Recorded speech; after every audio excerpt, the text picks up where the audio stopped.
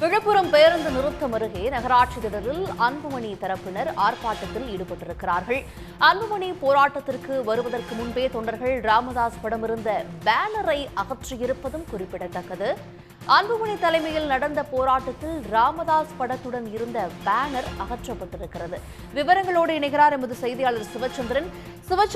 இந்த ஆர்ப்பாட்டத்தில் எதனால பாமக நிறுவனர் ராமதாசனுடைய படம் இருந்த பேனர் அகற்றப்பட்டிருக்கு? அந்த மேடையில இருக்கக்கூடிய பேனர்ல அவருடைய படம் இருக்கிறத நம்ம பார்க்கிறோம்.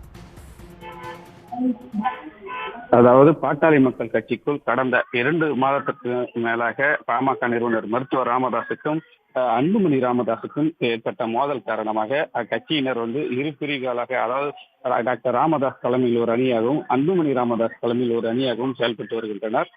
இந்நிலையில்தான் அன்புமணி ராமதாஸ் தரப்பினர் 10.5% இடஒதுக்கீடு வழங்க கோரி தமிழக அரசை வலியுறுத்தி தான் இந்த ஆர்ப்பாட்டமானது விழுப்புரம் புதிய பேருந்து நிலையம் அருகில் உள்ள நகராட்சி திடலில் நடைபெற்று வருகிறது.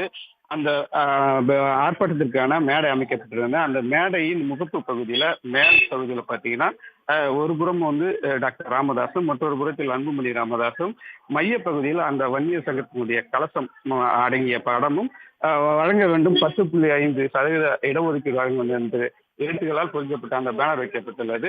ஆர்ப்பாட்டம் தொடங்குவதற்கு சில நிமிடத்துக்கு முன்பாக திடீரென அந்த பேனர் அதாவது அந்த மேடையின் முகப்பகுதியில் வைத்திருந்த பேனர் அகற்றப்பட்டுள்ளது.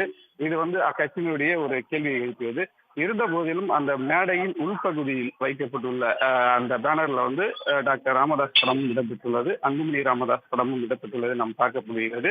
இந்த ஆர்ப்பாட்டமானது தற்போது தொடங்கி நடைபெற்று வருகிறது. இதுல பாத்தீங்கன்னா ராமதாஸ் தரப்பு ஆதரவு எம்எல்ஏவான ஜி.கே. மணி அருள் உள்ளிட்டவர் புறக்கணித்துள்ளனர். அவருடைய நிர்வாகிகளும் புறக்கணித்துள்ளனர்.